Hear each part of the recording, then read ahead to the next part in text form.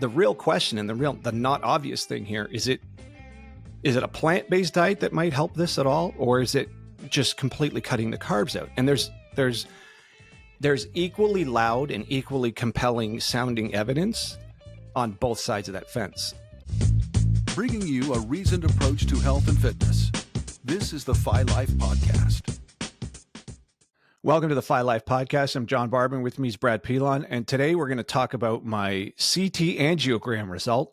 Super fun. So this is a follow-up from a number of months ago. I had an ultrasound done on the carotid artery. This was in an effort to see if I have any plaque buildup. Right. I guess we'll do a super quick history of why I'm even looking for this stuff. Super quick history of why you're looking for it, and then what some of the things are, because you know sort of the inside baseball version of it. All right. So All right.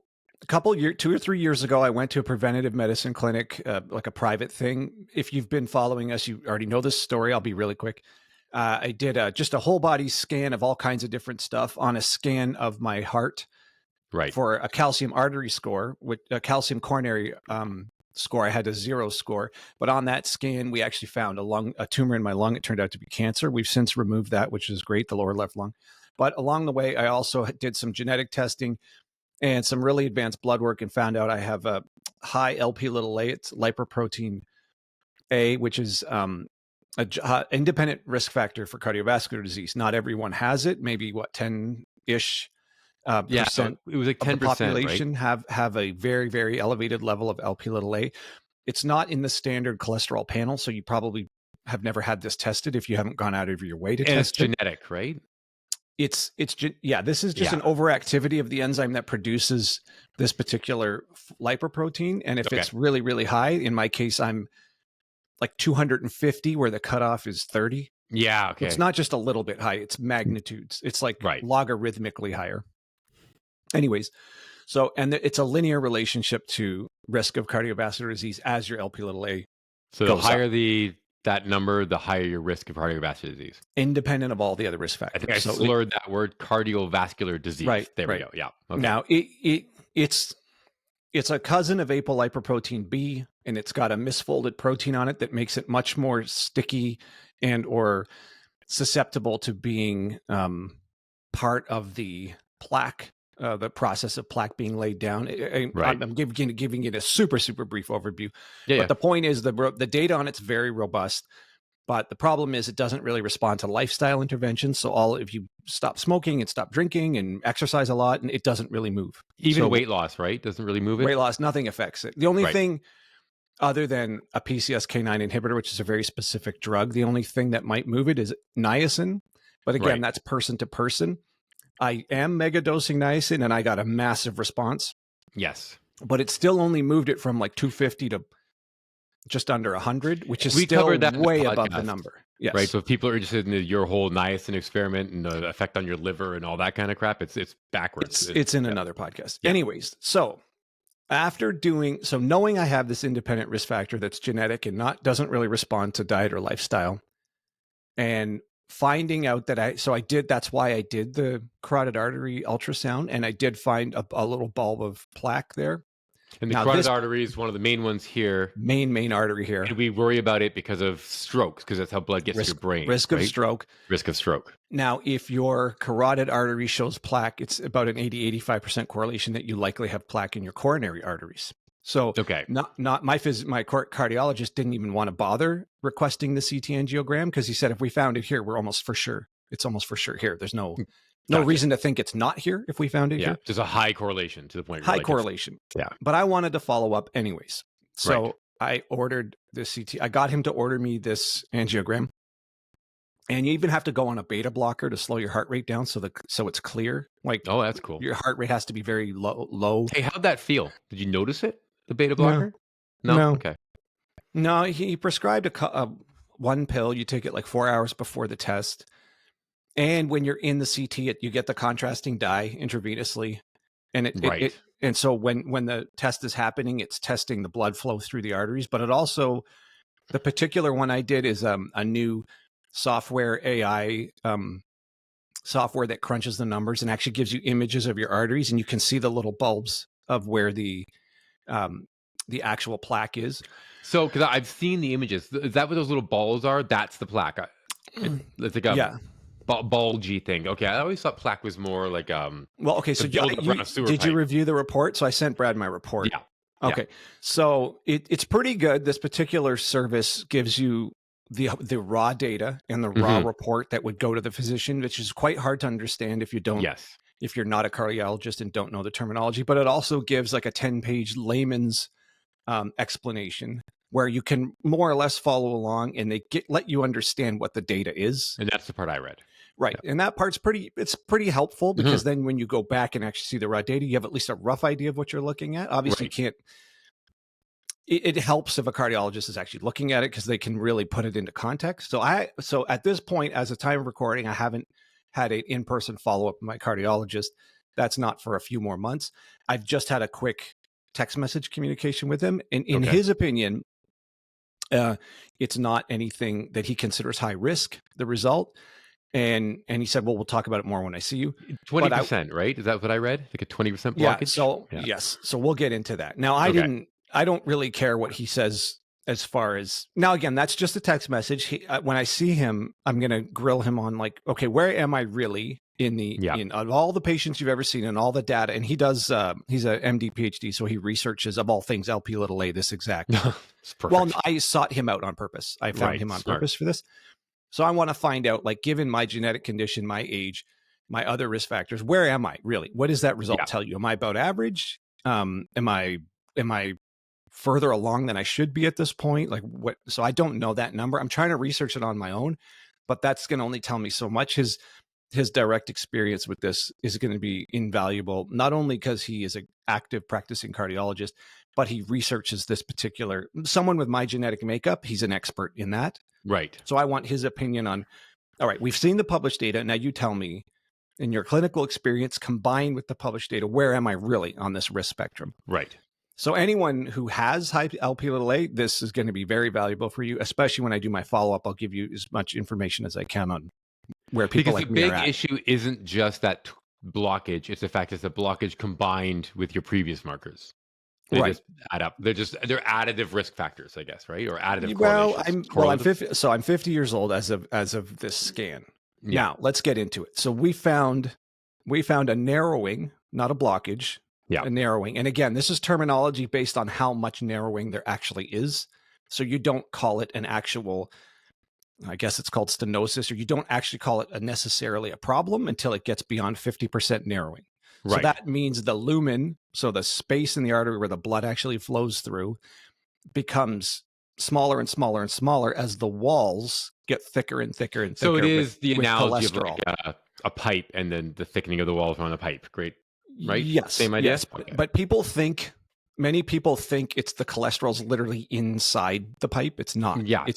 Imagine the copper of the pipe just keeps getting thicker. Oh, no. You know what? I was one of those people. I thought it was actually a buildup of cholesterol inside the pipe. It's not inside it, new.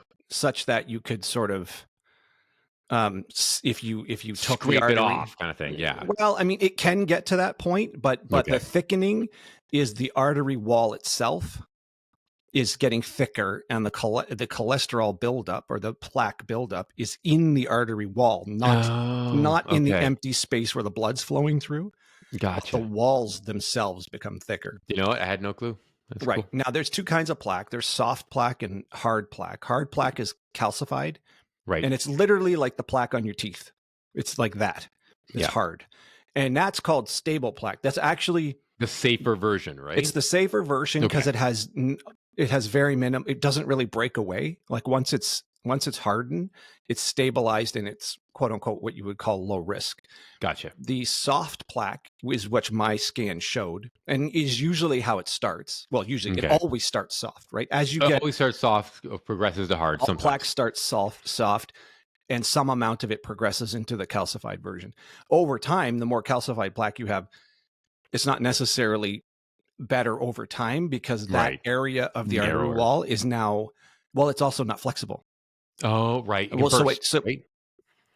no, your blood pressure goes up. Oh, yeah. So imagine, so when the blood, every time your heart beats, the arteries expand a little bit. Yeah.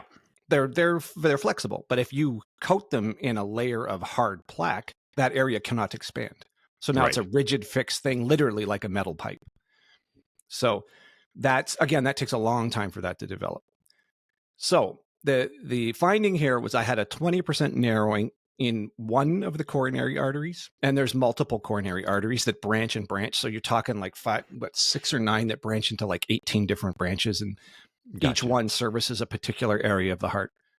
But my narrowing is in the left anterior descending coronary artery, which is known as the widowmaker. So if you get that's a horrible nickname. If you get this one gets blocked enough, it usually results in sudden death.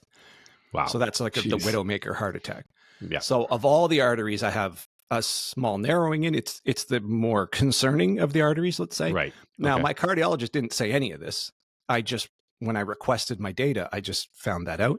Right. So 20% narrowing is considered mild. So it's not.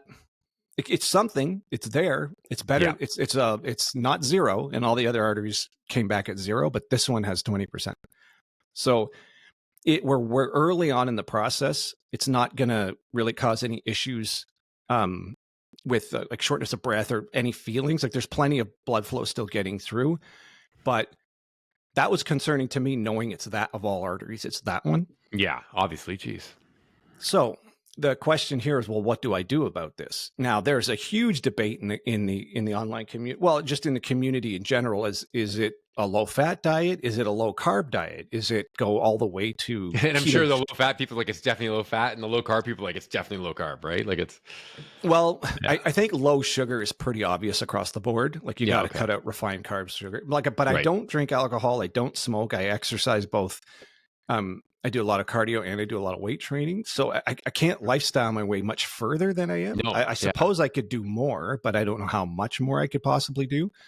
I walk all the time too. So it's like, I don't, I suppose I could try even more. Sleep hygiene could get a little bit better. I could do a little bit more cardio, but I'm pretty well down that road as far as all of that stuff. Yeah. So the real question and the not obvious thing here, is it a plant-based diet that might help this at all? Or is it just completely cutting the carbs out? And there's equally loud and equally compelling sounding evidence on both sides of that fence.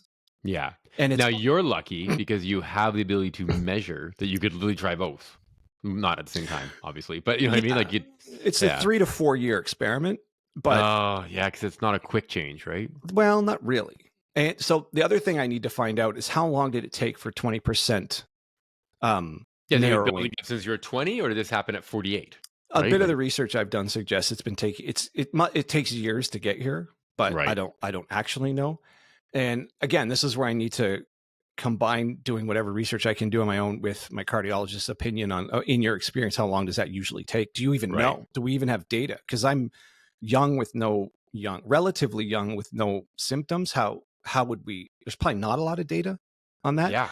Now there is a growing body of evidence in people with high Lp(a), and there's some data following people for 15, 20 years, and seeing we're starting to build a data set, because now that we're aware of it, and new drugs are coming out that can selectively block it. But right now, there's not a whole lot we can do besides niacin. So I'm on a mega dose of niacin. Now I think I'm going to start a statin as well, low dose. So we don't know. Oh, okay, yeah, I realized rosuvastatin. With the niacin, we don't even know if at some point the blockage was 23% and you brought it down. Possibly, like you're kind of flying. This is your one time point. I only have one data point so far on this particular. Well, again, I have one data point in each, and they're only a few months apart. So I don't know how long it's taken for this to get here, and I've only started niacin within the last year, and I'm starting a statin. Well, today. So now there's some data. Now, since this plaque is the soft plaque, it's kind of like mucus pus is kind of like the consistency of it. It's like a thick mucousy pus, but that's the kind that can rupture into the lumen, the space where the blood's flowing. And then once it's in that space, it can clot and it can turn into a blockage downstream as the arteries get smaller and smaller. And then and then it gets lodged there, and blocks the blood flow, and then whatever tissues on the other side of the clot dies. So Okay. that's how it can cause a heart attack, or that's how it can cause a stroke. It just goes from the large blood vessels to the small branches, right? So the soft plaque's the plaque that can break away. The hard plaque just stays put. Gotcha. All right. So people are undoubtedly going to listen to this, and you're going to say you're about to jump on a statin, and they're going to say, "Don't do it, John. Don't jump on statins. They're the devil." So you've reviewed statins, and Yeah, the there's risk benefit is obviously a much higher benefit to you given your Yeah. circumstance. Yeah. Okay. Yeah. So for someone like me with the Yeah. high LP little a, it's very Yeah. specific. One major thing to do is aspirin. So I'm on an aspirin, a baby aspirin a day, specifically Nice. baby aspirin. There's reasons why you don't want the enteric coated aspirin. So it's just a chewable baby. Okay. And so one of the things high LP little a does is causes you to have a low risk of bleeding, given that it is it causes easier clotting. So it's a catch-22. When you go on aspirin, one of the risks is a higher risk of bleeding. It's like specifically bleeding in the gastrointestinal tract, but also like a hemorrhagic bleed in your brain is one of the things an aspirin can increase risk. So for an average person who does not have high LP little a, it's not indicated to take an aspirin as primary prevention, because now you're just increasing your risk of bleeding for no reason. Right. In someone like me who already has detectable plaque and high LP little a, it is recommended. And this is the interesting thing. Given that a high LP little a is selective for much lower risk of bleeding, in other words, I will clot faster than the average person. Okay. Yeah. I can actually handle the aspirin, and as it causes me to clot less quickly, I'm only just coming back down to a normal level of clotting. It really comes down, it's a great example of the specificity of all this, right? Yes. So it's not just, hey, everyone should be on baby aspirin. It's actually, some people should definitely not be on it. Some people, it's on the fence. And people like you, it's like, actually, no, it's a large benefit because you can handle it better because of XYZ. Right. Yeah. Yeah. So people with high LP little a, and there's pretty good data on this. If you're in the higher strata, like I am, a baby aspirin for sure as a secondary prevention if you've got some noticeable plaque, and the risk of bleeding is not really, it doesn't really go up, because our risk of bleeding, people with my level of LP already have a low risk of bleeding. So when we take it, the aspirin only brings us to kind of normal like everybody else. Okay. So it's sort of like a perfect little fit. So anyway, so I'm on that, and there's good data to show that aspirin does reduce the risk of a cardiovascular event due to a clot. So that will not help clear the plaque at all. It's just to reduce the risk. Well, we're not sure. It may also reduce some of the inflammation at the artery wall that causes the cholesterol to adhere to the wall in the first place. So it could also contribute to that. Then there is decent data showing a statin on top of that can actually cause the soft plaque to not only stop from progressing, but also regression, a shrinkage of the soft. That would be great. Plaque. That's the ultimate goal, right? That's the goal. The goal is in a year from now or 2 years from now, if I go back for another angiogram, and all things being equal, once I start the statin, and I'm doing whatever I can from a diet standpoint, which is not obvious. It's not obvious exactly what to do. From what I can tell, the idea is quote unquote healthy fats. So stay away from trans fats, whatever those the easily oxidizable ones that don't really eat a lot of that anyways. Yeah. And probably across the board, reduce sugar. I've already been doing that, but maybe even more so refined carbs. Kind of think twice, or really limit the refined carbs. Yeah. And then from there, in a couple of years on doing that from a diet standpoint, sticking with the same exercise routine, adding the baby aspirin, adding the statin, and a couple of other things like a coenzyme Q10, some fish oils. Fish oil, garlic, right? Yeah, I'm on garlic. All of these things have relatively robust data, relatively low side effect profile, are all tolerated well together. Methylated B vitamin, and what do I got? Vitamin D and vitamin K. That's the entire routine. And a couple of years from now, we'll see if that's managed to at least arrest it in place. Oh, cool. Will the soft plaque have progressed and matured into the safer calcified plaque? Stable. They call it stabilized plaque, meaning has much less chance of breaking away and causing a clot. Right. And ultimately, and ideally, a regression. So that 20% narrowing maybe a couple years from now. Maybe we get it to 17% or 16%, something, whatever, anything less than what it's at. So that would be, all of those would be a win. Even if it just stays where it's at, would also be a win. Yeah. We just don't want it to progress any further. So that's kind of the super quick talk through where I got to with this angiogram. I think it was instructive to do it, even though my physician didn't want to order it, because he just said, if we found it here, just assume it's there. But now you know exactly how much, and you can track change, right? So I know exactly how much I can track change, and it really landed, and it took it like after because he kind of was just, I don't want to say downplaying it, but I think he was trying to not make me more worried than he thinks I need to be. right. And not, he's like, oh, lots of people at your age, it's relatively normal for us to find some plaque. The findings, it's very mild. I consider it not a high risk. I'm like, okay, but still there's something there I'd like to know.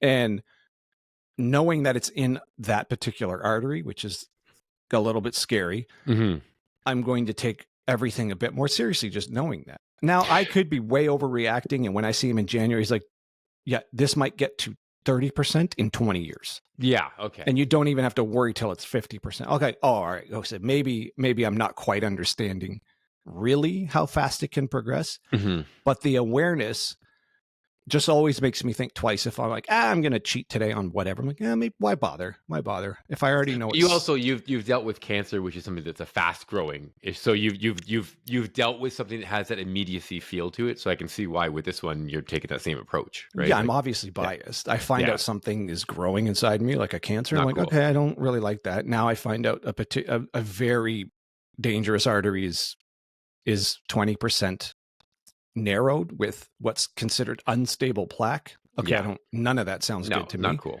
I don't care if statistically it's kind of normal. Lots of people your age have. I don't care about lots of people my age. I just want to deal with this one right here in me.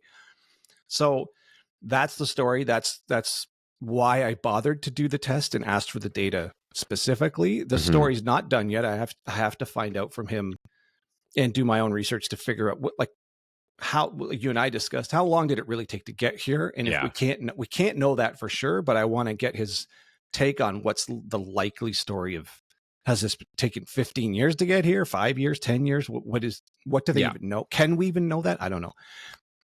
Can I ask naive questions? Yeah. Oh, okay. Shoot. So since sort of the nature of our show, I immediately think of, you have this soft plaque that we're worried about detaching. It's in a major area where blood flow is an issue. Straining in the gym, like Valsalva maneuvers, heavy lifting, not a risk. None of that matters. Cool. Okay. Well, I'm hoping other people were thinking the same thing, and but just looking. Okay, and then you've looked into diet, and then again, it's not like you can really increase your amount of training or increase your amount of cardiovascular work, because you've been doing that at an amount higher than most 50-year-olds for sure.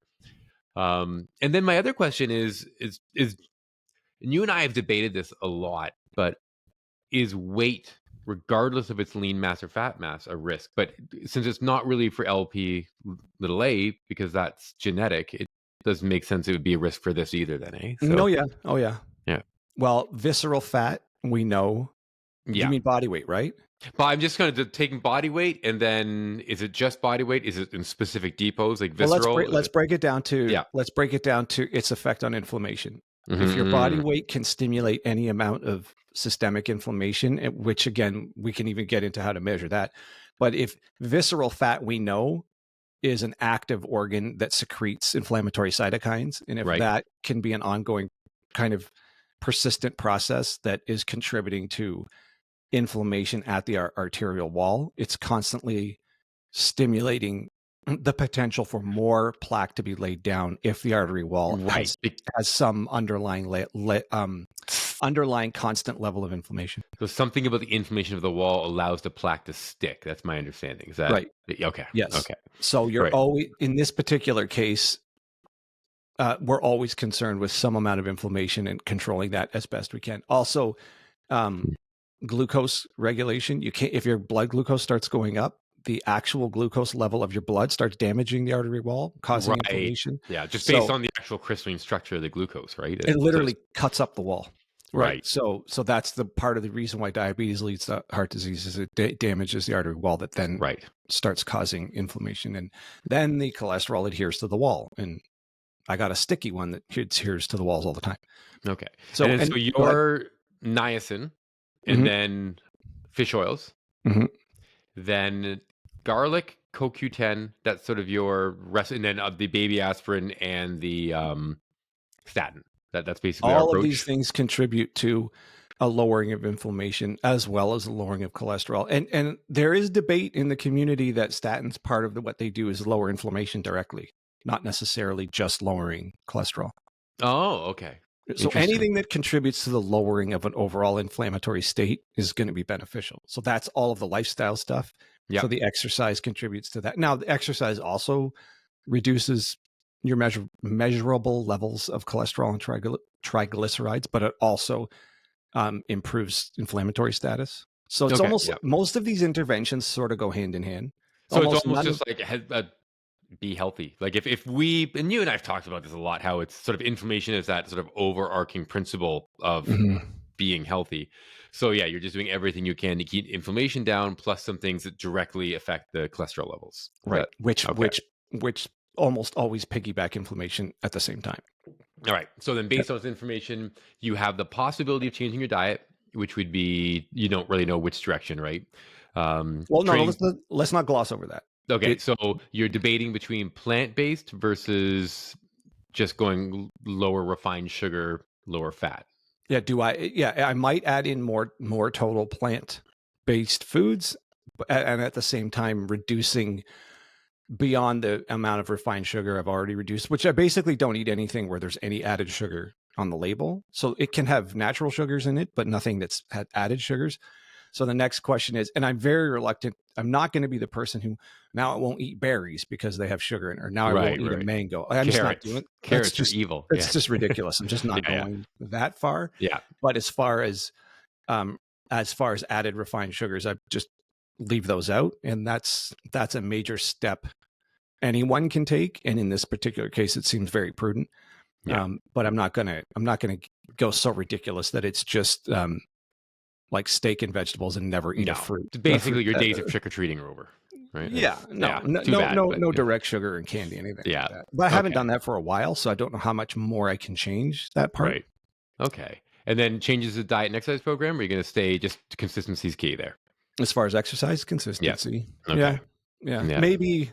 Yeah, I don't know. I'm already doing a fair bit of cardio, and weight training is just a constant. So I don't know why I would change either of those things. So nothing there is going to change. I can't really increase it too much. So it's going to just stay constant. Okay. But yeah, that's basically covering as many bases as you can cover. And like, it's not like I can make a major change like stopping smoking because I don't smoke. Right. You should start and then stop and then stop. Right. And then I don't drink anyways. And when I say don't drink, it's like, oh, I just don't. I haven't had a drink in over maybe one a year. I just don't drink. So then I can't improve that any further. So that's just not a thing that I can change. So that's kind of as far as I can take all of the lifestyle stuff.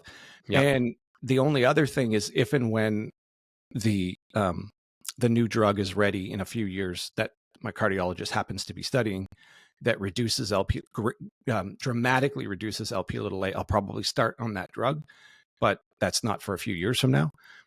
And niacin got you down into the 120s or 200s? Oh, below 100. Yeah, but not into the 30 range, like not a normal person. High risk is beyond whatever 30 or 30 is the upper limit, and I'm still made it down to like 70, which is a massive move, but that's still considered high risk. Yeah, but he said it's but in the data he says it's linear, so less is better. Yep. Okay. And then so I guess the last thing is because we have such a large genetic component, there really isn't. We can't tell people watching or listening these are the preventative measures to take, other than like you should probably get this checked. Like if you have a familiar or a family history, you should get this looked at. You may as well. We've got the ability to look at it and see if you've got high. Well, I don't have a family history. My mother and aunts all have higher than they would like cholesterol, but we don't know what their LP(a) is because no one tested for it. Okay, sorry. My thought was that you would one of your relatives. Okay, so no one has had this measured but you. Have No, they been now measured it since? Now that you've gotten them on it, they've or all gone to get it measured, and yes, none of them have it like at my level, so they're all really? relatively normal. Now, it doesn't. I mean, just because they don't have it doesn't mean they can't. They No, I can't. just Your find two it parents interesting. can't pass the genes on, and then one person gets. So I'm homozygous for it. So I for sure have it at the highest level you can have. I'm well, Right, sorry, no. People can go much higher than me, and those are the people who get heart attacks in their 20s. Like right, it's the cardiac event happens well before they can even think of how the hell it happened. right, So in my case, it's really high, but not so high. I would have never made it to 50 if it was double and triple where I'm at. right, Right. So And this is sort of the weird area of health and fitness where somewhere, I'm going to speak just two guys. I'm sure it's similar for women, but I don't know exactly. Is you kind of make that switch about mid 40s where you start really thinking about this stuff. Up until 40, you're just interested in like, can I still have abs at 40? And then everyone does that big 40-year-old birthday, try to get in shape. And I think it happens a bit after that when friends who maybe don't live as healthy a lifestyle start getting diseases, and you think, oh shoot, like I should probably get this stuff looked at. But I've noticed it is a definite trend, sort of mid 40 and beyond, where health and fitness really does become this aspect of it, is checking for disease states and kind of fighting against disease states as opposed to just working out. Right. right. So And we've talked about this. You can't see this stuff. You can't no. feel it. It's you can't touch it. If you Yeah. have a genetic predisposition, you won't know until something happens. Well, you think of both your issues, right? You had completely asymptomatic cancer. And then this is asymptomatic. It's not like you were like, "Oh, I feel I should get this checked," right? So, No, can't feel any of it. You can't see it, can't touch it. And if I would have never, no one's in my family's had a heart attack, so I wouldn't have thought, oh, I'm at genetically high risk.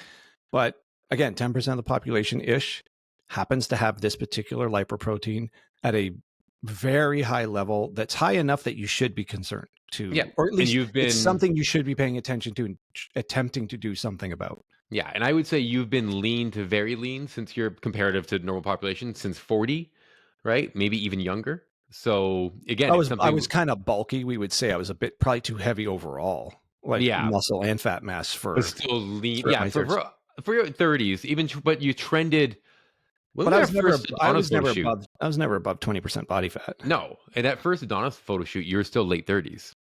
Mid 30s. The cup one, right? That's beautiful Yeah, picture. yeah. But, Mid but yeah, 30s. so since then, right? There's no point since then where you'd look at it and be like, "Hey, that guy's got to take care of himself better," right? So to your point, you can't, not only can you not feel it, but objectively, people can't see it and look at it and be like, "Ooh," right? So I was really big in college and throughout my 20s. That's true. Yeah. So, but yeah. that was, He's not lying. Yeah. no. Well, and that was On purpose though. that was on purpose with a certain amount of extra exogenous testosterone steroids. Yeah. But that was so long ago I can't imagine that has caused this many decades later. Yeah. Or if it did contribute, I think I'd be way further along than this. Yeah. The point I was kind of crawling towards there was then, so anyone who's sort of roughly our age, 40 and above, despite the fact that you might have like a beautiful six pack and great body and all your friends think you're in shape, that doesn't actually matter, right? You should probably at some point still consider getting these things checked out. Right? Yeah, early detection for these ones that you can't see or touch or feel. Certain amount of people are just going to have a genetic factor that you don't know about. Certain amount of people are going to have a cancer they can't see or feel. Well, yeah, you can't see. Usually, you can't see or feel cancer till way late in the process. Yeah, that's too late. So yeah. Yeah. And then we've got a couple physician friends who tend to argue against testing too many things. But I don't view this as a testing, kind of like how I go, we have a family history of skin cancer and I'm covered in moles. So once a year, I just go get them checked out. Right. I don't think that's excessive, but it's more just preventative in that, or early detection. Right. So I think that pretty much for anyone, it's not a bad idea to go that route. And then probably the earlier, the better, just to get an idea. Right. If you had gone even earlier, we may have a baseline for some of these things. Yeah, Right? I mean, like we said, when I found the cancer, I was just a couple millimeters away from it being big enough for me to have lost the whole left lung. Yeah. But we caught it just before, like we said, in the middle of surgery, the physician stopped and talked to each other like, shit, should we just take the whole left lung, even though I only signed off on the lower? No, I was on the phone while you were out and that was happening. That's how close it was. It's crazy. Yeah. Who were you on the phone with? Dean's Who? Dina. Oh, oh, really? She called you during Yeah, that? You never because told you me were that. out. Yeah, you were like out, and she's like, he's not going to be happy. They're gonna, and then you came through, but you were high as a kite, Oh yeah, right? yeah. So they were like, let's not tell them. That's remember you Oh were yeah. like, yeah, everything's awesome, and I was like, Oh fuck. yeah, no. So, so you knew, right? Only Yeah, my mom. See, from what I okay. So what Brad's talking about is when I came out of surgery, they didn't know if they got all the cancer. yeah. When you cut out, okay. So now we're off the But the cardiovascular topic, debate was if they take all the lung, they know for sure they've got it all, but right? you've But then lost a that lung. goes from taking just the lower lobe to the entire left lung, and that goes from Yeah, being a surgery that just requires 3 small holes with the camera and to breaking my ribs, about a 9-inch incision, and enormously invasive, very risky surgery. Not that the yeah. lower lobe's not risky, but this is even worse. That's the one my dad. Remember, he had that Yes, you giant said your dad scar. had it, right? Oh, Right. yeah. They So cracked him right open. so during the recovery, so I didn't know Brad was already aware of this. So the physician told my Dina and my girlfriend and my mom, do not tell him that we're not sure if we got all the cancer, because right now he can't handle hearing that. And that's Yeah. I wouldn't have Oh handled it no. at all. And then a couple of days later, Madani, my surgeon, came in and he's like, look, this was so close to the branch between the upper and lower lobe, that when we took the lower lobe out, the cut we made, so what they do is they send the tissue for testing to see if they got all the cancer. And so they take a couple of samples of where they finished cutting, and they test to see if any of that tissue has cancerous cells. And it came back positive for cancer. So even though they took the entire lower lobe and took the tumor, right around the edge of the tumor, even though it's not visibly part of the tumor anymore, there's still remnants of cancerous cells. Yeah. Yeah. Right. So it's kind of like if you've got like a pimple, and if you like, the edges of around it are still raised and red and Yeah. inflamed. Like at some point it turns into normal skin, but the inflammation is right. So it's just like Yeah. that. So he said we cut 2 more millimeters. Yeah. And he's like, that's as far as we could go. Tip of a pen. Yeah. They sent that for testing. They're not going to get it back for a while because it's so fine. They had to send it to a different lab, external lab, an even more, I didn't know a that. lab with even more detailed equipment, because within the hospital, they can only get so refined. So this had to go to another lab to find out, did we get it all? So I had to wait after the surgery. I still don't know if they got it all. Yeah. And we had to wait, but the day of the surgery, so I didn't know Brad was aware of this. My mom and Dina knew, but they couldn't say, because they're like, he's not going to be able to wake up and be like, oh, by the way, we didn't get it all. The guy's going to have a heart attack. Yeah. So anyways, we got it all, but that's how touch and go it was. And they were even contemplating asking my mom, would she authorize taking the upper lobe to the whole left lung? Oh, So, but they decided against it. I don't know if they told you that, but so and I'm glad, because she would have had a heart attack trying to make that decision. Right? Yeah. Yeah. So anyways, but the point being, let's bring it all the way back to the cardiovascular thing and wrap it up. Yeah. All of this happened just because I went out of my way at 47 years old to do a whole body battery of tests just to see where I was at. Yeah. So not to scare anybody, but there's 2 major things that are the 2 leading causes of death in North America that you can't see or feel or touch, and it's heart disease and cancer. And I had one, and I'm at a genetically high risk for the other. Yeah. So, and then what we're going to do is, going forward, is as you try to affect these outcomes, we're going to share the approach you're taking, and then, hey, maybe it helps some people, right? So we're kind of carry them along on the process of what we're looking up, and then how we're also integrating it into, obviously you're going to still train and do everything, stay fit, etc. But now we're also adding in things, and just like the niacin episode, which everybody should check out, if there's side effects we have to deal with and stuff like that, we'll kind of walk you through what happened and why. Yeah. That's a very good point. You don't just throw all of this stuff out. I've been testing things out and removing things or adding things based on, can I handle them? Is the benefit there? And is the side effect manageable or not? So it's an ongoing process. It takes a number of months, if not years, to sort out a routine that's workable. Yeah. So it took me the better part of a year to sort out the niacin thing. Because we tried some things that didn't really have an effect, but the side effects, whether GI or not, you're like, that's even if it had a I small went effect, I it's went not worth through it. at least a half a dozen different supplements that I could. N-acetylcysteine, right? It did not agree with you at all. Glutathione and acetylcysteine. There was multiple things I tried that I had severe reactions to. That off the tip, but their benefit ALA, did alpha lipoic acid bug you? can't handle it. There's Yeah, see, it's multiple all the things I can't handle. sulfur-containing aminos you just cannot handle, eh? Right. So Yeah. there's things that when you look them up, they show very good data and weight of evidence that they could be very beneficial, but the side effects are I just can't handle them. So Yeah. I'm slow. And now I just started the statin today. I have no idea if I'll handle it. I have no idea if I can handle the side effects, if I'll even experience them. And I don't know what the main effect will be. We don't test that for at least 3-4 months. So I just did baseline blood work, and I'll find out in 3 or 4 months, A, can I handle it? B, is it having a good enough effect? And is it causing other interactions and side effects with what I'm currently taking? With before. Yeah. Which then, you pull one string and 5 other strings go with it. So this, my guess is it's going to take the better part of 12 to 18 months to arrive at the routine that's going to work. And then only then are we even going to bother doing another angiogram to see where I'm at. Yeah, that's a lot. I don't know what else to say at this point. No, that's good though. It just lets people know sort of the approach we're taking. Yep.